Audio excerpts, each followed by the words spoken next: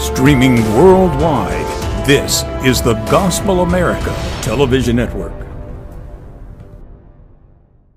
It's time for Real Talk with the Jenkins, featuring Lady MJ, Pastor Marcella Jenkins, and Dr. G, Dr. Gary Jenkins. And now, let's join Real Talk with the Jenkins.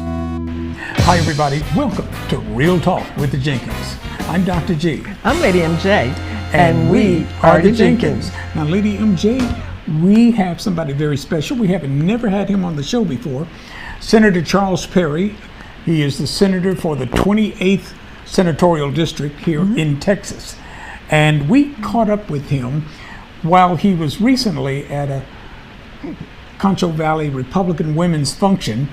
And we watched him address the crowd and discuss some of the issues that are of concern to many of us here in West Texas. And so after we caught up with him, he was kind enough to give us a little time so that we could sit down and interview him and talk about those issues that are of concern to him. So that's what we're going to do right now. So as we go to Senator Charles Perry, while he was at the Republican Women's Conference, let's ask him about security. What is the most important thing when it comes to border security? Yeah, it's not only a Texas issue, it's a nationwide issue, and honestly it's a global issue. If you look at the potential harm that can be done if certain folks get through the border process and into our country, they can disrupt and create havoc in that we are a national worldwide power. So if you create havoc within our system, you can actually impact global. And I give this statistic in our remembrance. 19 people changed the world by flying planes into our Twin Towers and the Pentagon in Pennsylvania. So it don't take many people to change our world forever. And these are the people that came from folks in the Middle Eastern countries that really don't like who we are as a country, does not like our value systems, does not like what we represent. So I clarify it every time I speak about border. When we say X number of people from the terrorist watch list were caught, we should not discount what that really means. It means people that are entering this country for no other reason than to destroy this country. And it doesn't take many to create a situation where they can be successful. So that's the reason we spend, and as I said, since I've been elected in 11, close to $12 billion of direct money to protect the state. But just as importantly, it's a gateway into our country. And truthfully, the current administration has saw fit to not only allow them to come through Texas, but more importantly, put them on planes and ship them to a different place in the country. So it's unconscionable, unfathomable, considering what the potential impact of someone that seeks to do us harm is getting accommodated at some level. So that's the border security in a nutshell. What's your take on the idea of closing the border and allowing entry only after proper vetting and background checks on migrants who want to enter the United States? So you'll get no argument from me or anybody for that matter that's got a half a brain. The system is not efficient and is broke. And we do need to put resources into it to do a better job of vetting and culling the herd, sweeten shaft, so to speak. So that's an argument that both sides can make and is a valid position. I think you have to look to the motive and the agenda. So the humanitarian aspect is real. There are truly some true opportunity seekers, and we can, through technology, vet us a group of people that are coming here to better themselves and work and opportunity. That's a doable deal. But we have to have concerted effort. But when you have this Katie bar the door, everybody, all y'all income free, at no cost, no consequence to anybody, it undermines rule of law. But so you ask, why is this happening? And it's a little bit of a, to me, it's a historical lesson. There are truly two components of our political system, if you will. There are those that believe government's the answer, and there are those that believe individual liberty and freedom is the answer. Our country was predicated on individual liberties and freedoms to do things that we think is best for our own accord and allow government to have some role in that, but we determine what that role is. Over time in history, big government has exhibited how it gets bigger, and it thrives best in chaos. And so there was a Christian writer in the 80s, Francis Schaeffer, wrote a book, and it was Christian Manifesto, but in that book, part of the theme is how does government take control? And a comment was made, and it's true today as it was true then, that there will be a day when people will accept or actually seek government because anarchy has ensued, lack of rule of law, and it's encouraged by government. You either enforce law or you do not, and by inaction you're basically granting rule of law demise, that people will accept tyranny, big government, over anarchy because it's the lesser of two evils. So history bears this out.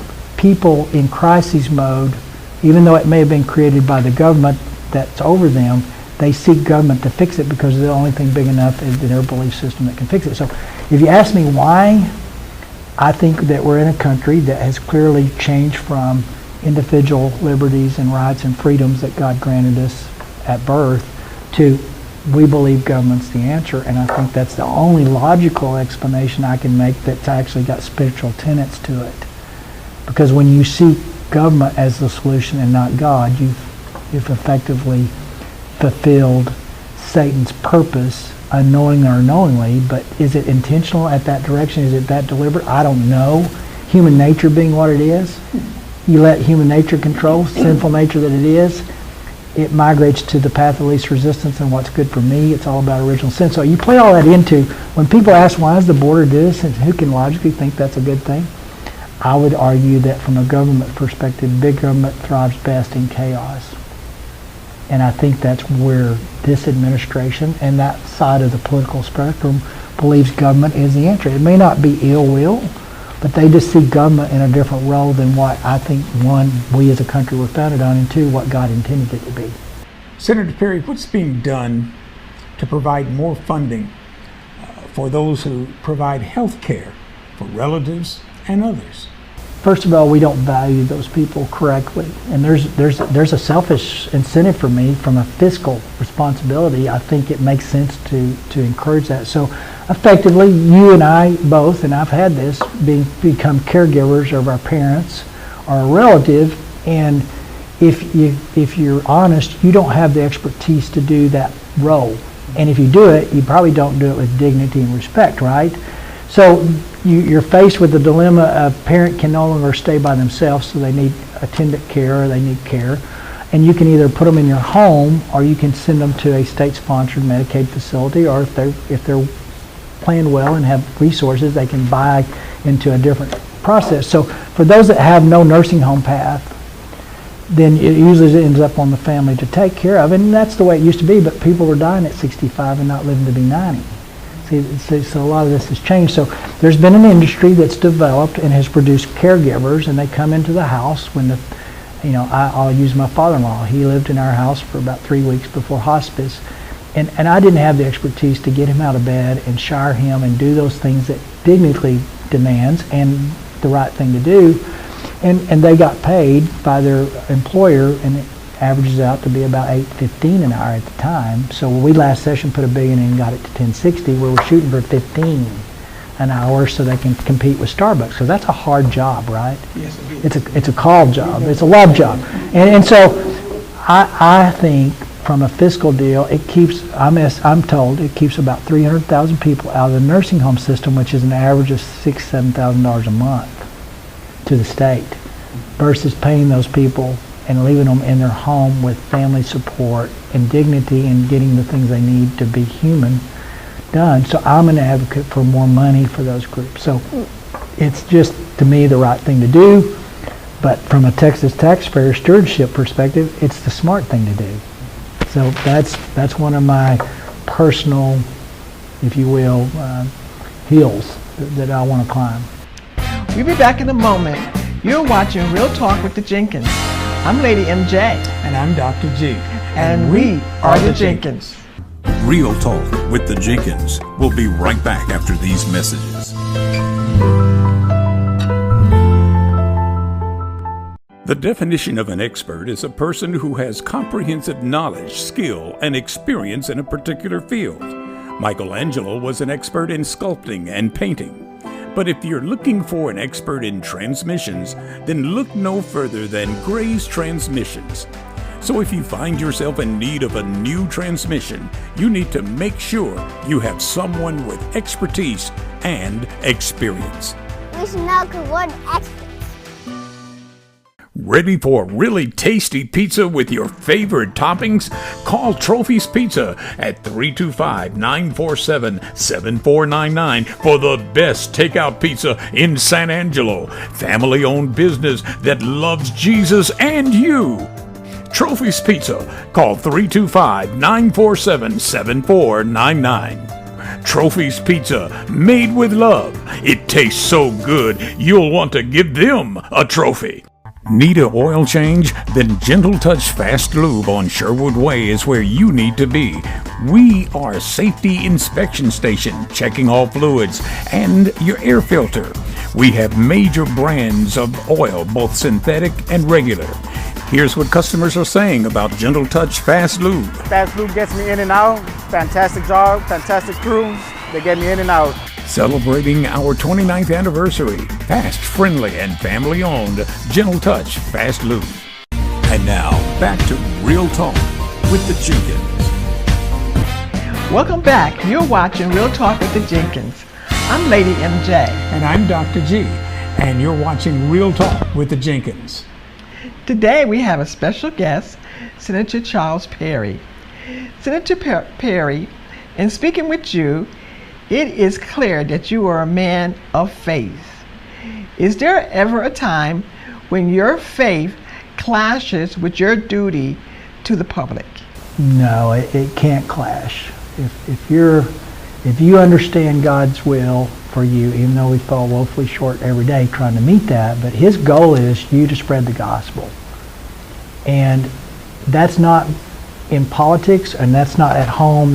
It's whatever influence or sphere of influence you've been given or granted. So I've been granted Senator of Texas, and I have 30 million people that have my phone number, and I have a district of 1 million people.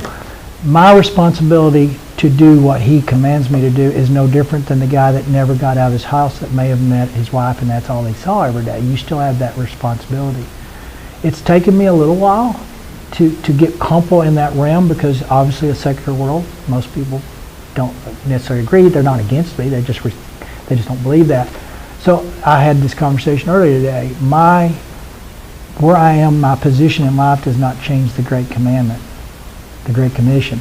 And so how you do that respectfully, hopefully your testimony and your walk and your talk match up, which you're not perfect, but I just don't see a distinction or delineation between public service and faith. I see faith and then everything underneath that fits in that context. And to be truthful, in Texas, the Texas Senate specifically, it's not everybody respects that. And it's not like you see in a federal system that's just dysfunctional. And I'll tell people, most people do not know this, but usually on signing die the last day of session, all 31 senators usually stand on the Senate floor, hold hands, and recite the Lord's Prayer. On Sundays, when we're locked in the Capitol because we're tied up during session, we usually have a prayer meeting, and we'll have 10 or 15, 20 senators show up and staff, and we'll do a prayer meeting. So it's not quite as non-religious as you think. Now, there is a boundary that some people won't cross. I personally don't care. I choose to go there because I guess if I had been an apostle, I'd have been Peter. I really do care in how I balance and present with respect, but I'm unashamedly, unabashedly going to purport that because it's not out of some calling. I have a fear that I'm supposed to do that, and if I don't, I'm going to be accountable for it. So, but you can do it politely and correctly, and there can be agreement to disagree that you should or shouldn't, but that doesn't give me an excuse not to. Everyone in Texas knows that water is a precious commodity, especially here in West Texas. Can you tell us what's being done to ensure that we have water not only for today, but also for the future. Yeah. At a 10,000 foot view, we have existing resources that we pull water from. Underneath that umbrella, we have undeveloped resources, and we need to start developing those resources for the future. Water's expensive, it's long term, and it takes decades to put water systems in place. So if we need water 10, 20, 30, 40, 50 years out, we don't wait till the 40th year to start. And the state's never really directly had a conversation on how to fund that infrastructure and what those solutions look like and where are they and how we develop them. I have got a granularity level into that view of what supply needs to be developed, where it needs to be developed, and how every area of the state has undeveloped water that should be developed. And that's what 25 is going to bring to the conversation. Is I'm going to take the water plan down to a level of practical application and say, you said you could do a reservoir in this area by 2020. 2020 is long gone and we haven't even permitted it. That takes 20 years to get a permit. So that's not a reality that I want to live with planning for. But there's a brackish aquifer sitting over here underneath it that's probably 15 miles out that if we develop, we can bring the same amount of water or more to this area. I'm switching the conversation from a hypothetical plan that we think most of it can work, maybe some of it won't work, but we're not really delving into it because there's no money to support it. So I'm putting money into the conversation to go after and develop those resources. Whether I'm successful or not, I got to convince a majority of 181 members in January 25 to May 25 to do it, and I think I will. Senator Perry, well, we understand it's pretty hard to predict the future, but where do you see District 28, your district, 5 years from now? So water is a huge component of the Senate District 28 conversation. Anything west of Abilene actually is a huge component of the water conversation. So if I'm successful in getting this implemented, we may not pull water from these resources in 5 years, but over the next 10 to 20 years, we should be pulling water. And we don't have to have water today from these resources, but if we develop these resources, we will pull water. And if you have that water, you will see an economic resurgence of people moving into the area that would not have because of lack of water. Will now have that application, because here's what Senate District 28 and rules have to offer. And you're seeing it every day: urban flight. Urban flight. A lot of people are tired of sitting in cars 2 hours a day on the highway. A lot of people are tired of competing with property taxes that literally they cannot afford and are having to leave their houses. A lot of people are tired of the crime and some of the things that are going on in our urban. So you see, and with internet, it's more possible now to move into a rural setting and have an income. It's a lot of kids that live there, moved to the big cities for the jobs, they didn't think they could ever go back. So if you truly put the infrastructure in place, the water and the medical and a school system and things, but really if you get water there, there'll be people who show up with economic engines that weren't willing to come, and you start pulling even more of a reason for those people to want to move back home. And so I see infrastructure, water, healthcare systems, public ed, those things, but water specifically in our area in 28, if you get that right, you will see people moving back into those areas, because our lifestyle, our pace, our faith, the communities, the close-knit groups in the school systems, I mean, everybody knows everybody. It's something that is very appealing to a lot of people that are fighting it every day in the urban areas that have no concept of ever having a lifestyle like that. So the people that knew that style, that moved, will go back in a heartbeat, I think, over time. So it's critical we get this right. I think rural Texas is up for a revitalization by having these initiatives get through. You're watching Real Talk with the Jenkins. Our special guest is State Senator Charles Perry of the 28th Senatorial District. We'll be back in a moment with more from Senator Perry. I'm Dr. G. I'm Lady MJ. And we are the Jenkins. Real Talk with the Jenkins. We'll be right back after these messages. The definition of an expert is a person who has comprehensive knowledge, skill, and experience in a particular field. Michelangelo was an expert in sculpting and painting. But if you're looking for an expert in transmissions, then look no further than Gray's Transmissions. So if you find yourself in need of a new transmission, you need to make sure you have someone with expertise and experience. We smell good experts. Ready for really tasty pizza with your favorite toppings? Call Trophy's Pizza at 325-947-7499 for the best takeout pizza in San Angelo. Family-owned business that loves Jesus and you. Trophy's Pizza. Call 325-947-7499. Trophy's Pizza, made with love. It tastes so good, you'll want to give them a trophy. Need an oil change? Then Gentle Touch Fast Lube on Sherwood Way is where you need to be. We are a safety inspection station, checking all fluids and your air filter. We have major brands of oil, both synthetic and regular. Here's what customers are saying about Gentle Touch Fast Lube. Fast Lube gets me in and out. Fantastic job, fantastic crew. They get me in and out. Celebrating our 29th anniversary, fast, friendly, and family-owned Gentle Touch Fast Lube. And now, back to Real Talk with the Jenkins. We're back, and you're watching Real Talk with the Jenkins. I'm Dr. G. I'm Lady MJ. And we are the Jenkins. Now, our special guest is State Senator Charles Perry of the 28th Senatorial District, and he represents all of us in West Texas. One of the questions I want to ask you, Senator, recent FBI stats show that major crime is decreasing in some of the major cities across the nation. What's your view on crime and whether it has increased or decreased in West Texas? So let's be truthful, and Lubbock will tell you the homicide rate's different and better, but the other stuff's up. I think it's accurate reporting in West Texas and across the state.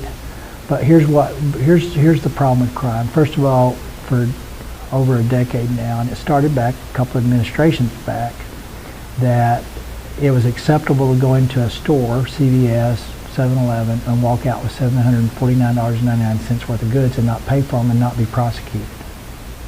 That was something that was actually a policy and presented. That's why you've got CVS is closing stores in California and leaving. Because every Tuesday the truck would come in, and before Tuesday midday the shelves were empty and they could not prosecute. That was a policy? That was a policy. DA said we're not going to prosecute these. So we started this narrative that rule of law doesn't matter and it's yours to take and there's no consequence. So we've started that, and it kind of goes to something that Mayor Giuliani did back in the day, broken windows theory. I don't know if you're familiar with that, but every action has a reaction and there'll be a response to it. So we've systemically undermined rule of law for the last decade or two, and it's finally caught foothold, and that happens in our urban cities. The other component to that is we have DAs that have been hijacked by political processes that literally do not process bad people. And I'll give you the statistic. The last count I had, Harris County DAs, Harris County Judiciary, was letting murderers out on personal bonds only to have them commit murder. And that's not unique to Harris County. So there's been a couple hundred people killed in Harris County since the judge got turned over politically. There's a whole 51 or 58 judges lost races, and literally the Indians are running the reservation. It's out of control. So people are finally getting wind of that and finally going to the polls and removing those judges and stuff, but it takes time. So I have lots of concern that we have undermined a generation or two, that laws don't matter. Border's a good example of that.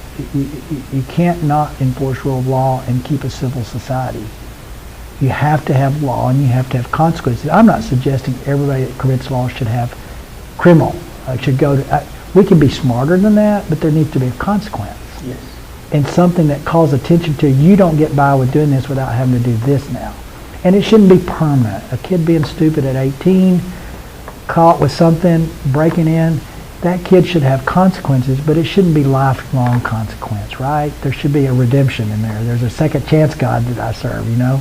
We got to figure out how to go back to the drawing board and rethink how we do these things. But the all-out, effectively, ban on prosecuting criminals in these urban areas has undermined our whole society. On the political arena, you have President Joe Biden and former President Donald Trump campaigning for the White House. Biden is fighting to get re-elected to another term, and Trump is attempting to defeat Biden and return to the White House. There is a consensus among voters that President Biden is too old to handle the job. At the same time, voters think that President Trump has been convicted on 34 felonies and isn't worthy of being president. He's not seen as the best candidate to be the leader of the free world. What are your thoughts? I could go down each of those charges on Trump, and I could tell you why they're politicized and they really have no real merit in substance. If it was not Trump, these would not be in the courthouse. I could do that.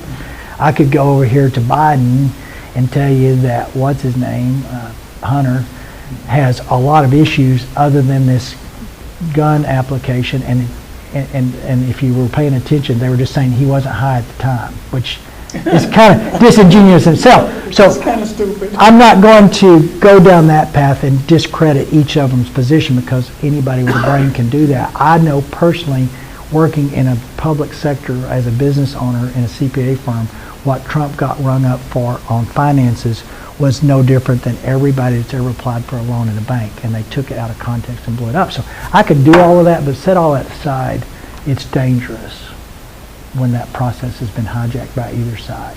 It's dangerous, the discussions in the press that encourage both sides of those conversations, because all it does is alienate a voter base that's already disgusted even further.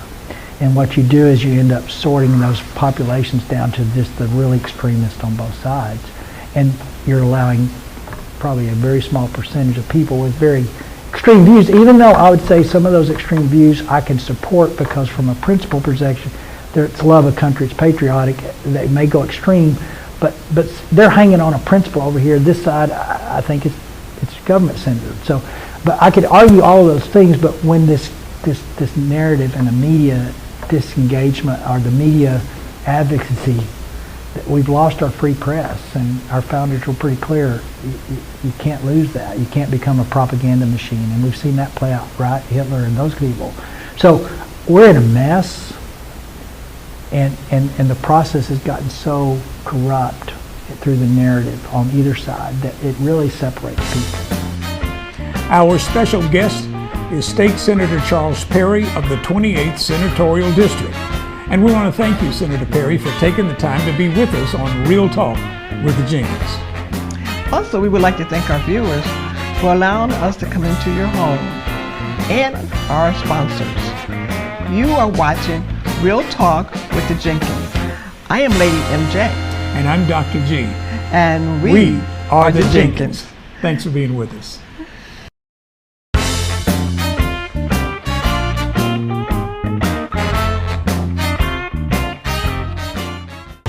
Streaming worldwide, this is the Gospel America Television Network.